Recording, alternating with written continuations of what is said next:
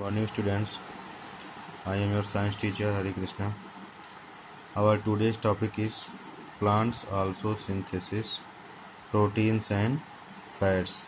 इसका मतलब ये हुआ कि प्लांट जो हैं क्या बनाते हैं, सिंथेसिस मीन्स हमने क्या बताया था, टू बिल्ड मीन्स बनाना। तो प्लांट और क्या बनाते हैं, प्रोटीन्स एंड फैट्स। प्लांट जो है प्रोटीन को भी बनाते हैं और क्या बनाते हैं, फैट्स बनाते हैं।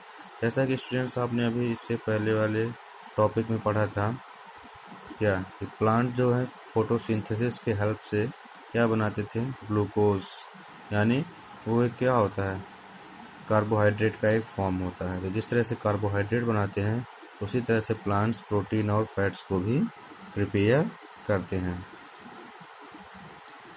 हमने पढ़ा था अभी पिछले में, अब हम देखते हैं next. Plants can also synthesis other component of food such as protein and fats. जिस तरह से कार्बोहाइड्रेट बनाते हैं उसी तरह से प्रोटीन और फैट्स को भी बना सकते हैं।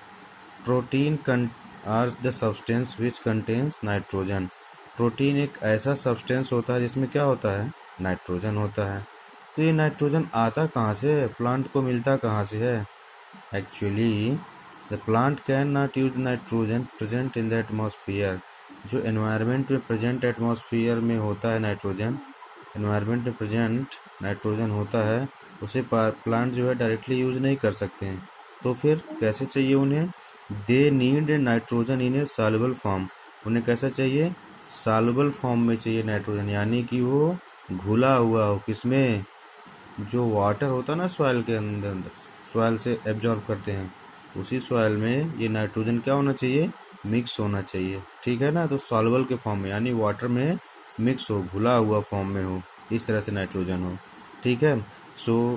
Soil contains certain bacteria called rhizobium bacteria.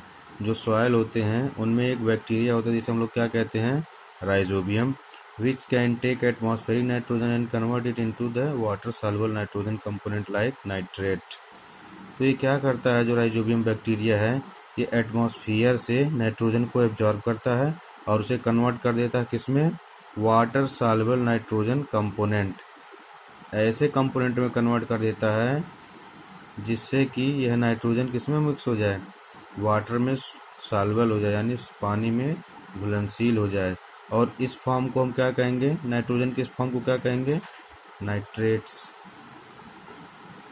क्या कहेंगे, nitrates. And release it into the soil. और उसे किसमें से रिलीज कर देता है बैक्टीरिया, सॉइल में रिलीज कर देता है। These nitrates are also absorb by the plant along with the water.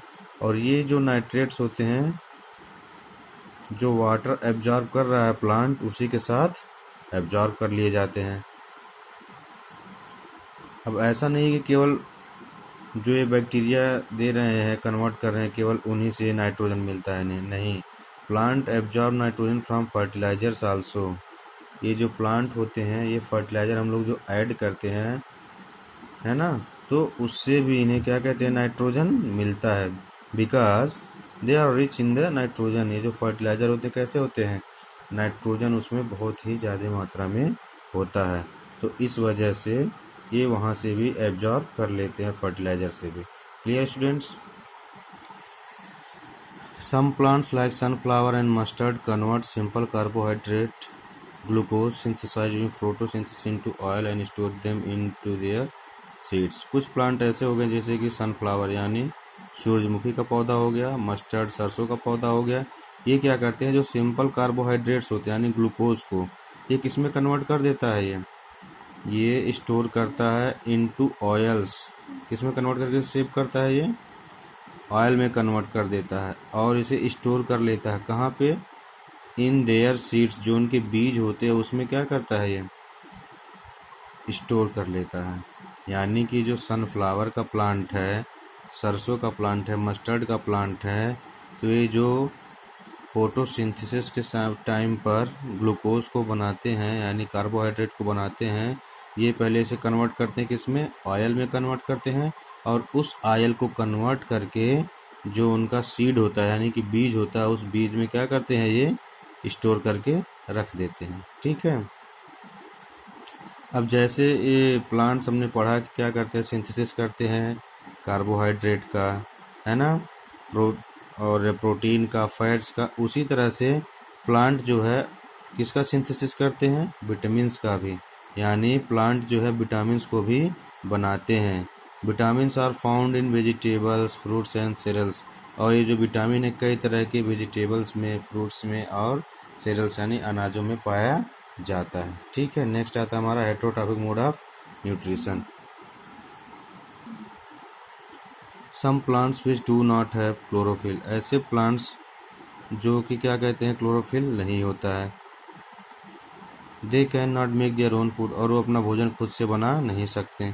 Like humans and animals. जैसे कि हम इंसान हो गए और जानवर हो गए, ये क्या होते हैं, ये नॉन ग्रीन प्लांट की तरह से ही फूड के लिए किसके ऊपर डिपेंड होते हैं, अदर ग्रीन प्लांट्स। जो दूसरे ग्रीन प्लांट होते हैं उनके ऊपर क्या करते हैं हम, यानी कि इंसान और जानवर जो भी हैं दूसरे प्लांट के ऊपर डिपेंडेंट होते हैं।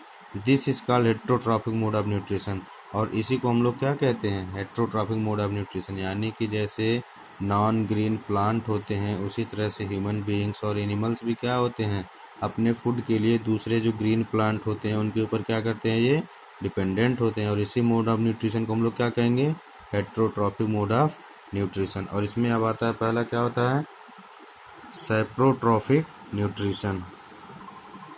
The mode of nutrition in which non-green plants obtain their nutrients from dead and decaying organic matter of plants and animal is called saprotrophic nutrition।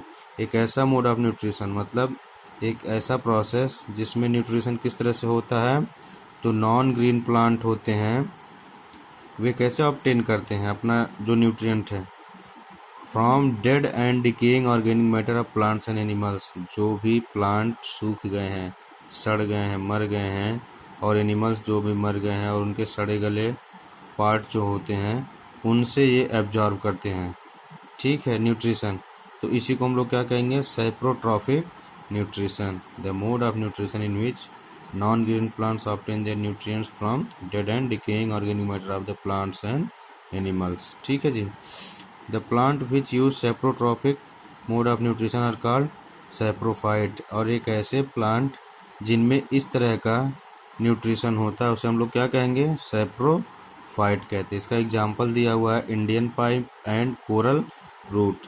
ये ऐसे प्लांट हैं जो क्या होते हैं, ये मरे हुए यानी जो सड़े गले पौधे हो गए हैं, ठीक है ना, जो पत्ते सूख गए हैं उनसे, या फिर जो जानवर मर गए हैं, है ना, तो उनका जो सड़ा गला पार्ट होता है तो उसी से ये लोग क्या करते हैं, अपना न्यूट्रिशन एब्जॉर्ब करते हैं। ठीक है ना। इन ऐसे प्लांट पे कोई क्या कहते हैं, लीव्स नहीं होती जनरली, है ना। यहाँ पे देखिए लिखा हुआ है, such plants are usually white in colour and have no leaves. ऐसे प्लांट व्हाइट कलर के होते हैं और इनमें कोई भी लीव्स नहीं होती हैं। क्लियर है ना, क्यों, क्योंकि जब लीव्स होंगी ही नहीं तो फोटोसिंथेसिस होगा नहीं, और इनका जो कलर होता है वो कैसा होता है, व्हाइट कलर का होता है, तब भी फोटोसिंथेसिस नहीं होना है कि नहीं। तो ये सब चीज़ें हैं। नेक्स्ट है, the root of saprophyte contain organism called fungi. जो इनके रूट होते हैं, जड़ होते हैं सैप्रोफाइट प्लांट के, उसमें क्या होता है, फंगी होता है। Fungi secrete digestive juice on the dead and decaying matter and convert it into a liquid that is used as nutrient by the non-green plant। इसमें क्या होता है कि जो फंगी होता है एक जूस को सेक्रेट करता है, जूस निकालता है, जो कि डाइजेस्टिव जूस होता है। वो किस पे निकालता है, डेड एंड डिकेइंग मैटर। जो भी सड़े गले पदार्थ हैं, मैटर हैं, उनके ऊपर क्या होता है, सड़े गले हैं, उन्हीं के ऊपर ये डाइजेस्टिव जूस रिलीज करता है and convert it into a liquid. और इसे किस में कन्वर्ट कर देता है, एक लिक्विड में कन्वर्ट कर देता है।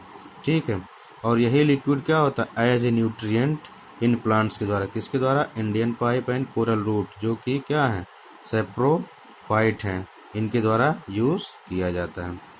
फंगी क्या होता है, like moulds and mushroom and yeast and bacteria are known as saprotroph. और इनको हम लोग क्या कहेंगे, सैप्रोट्रॉफ कहते हैं। पहले हम लोग क्या कहते थे, फंगी को प्लांट की कैटेगरी में रखते थे, लेकिन अब ये कुछ ऐसी चीज़ें होती फंगी के अंदर जो कि प्लांट के कैरेक्टरिस्टिक इसके अंदर नहीं पाई जाती। इसी वजह से हम लोग इसे क्या करते हैं, प्लांट की कैटेगरी से निकाल दिया गया। पहले इसे बिलीव किया जाता है कि वे एक तरह का प्लांट है। एक्चुअली होता क्या है, ये जो फंगी होता है इसके अंदर ग्लूकोज का बना हुआ सेल वॉल, सेलुलोज का बना हुआ सेल वॉल नहीं होता है, जिसकी वजह से फोटोसिंथेसिस कर नहीं पाते हैं। क्योंकि प्लांट होने के लिए किसी भी, है ना, प्लांट होने के लिए क्या होना चाहिए, फोटोसिंथेसिस होना चाहिए। तो इसी वजह से फंगी को हम लोग इस कैटेगरी से अलग कर दिए, यही वजह होता है। नेक्स्ट आता है आपका पैरासिटिक न्यूट्रिशन। ठीक है जी।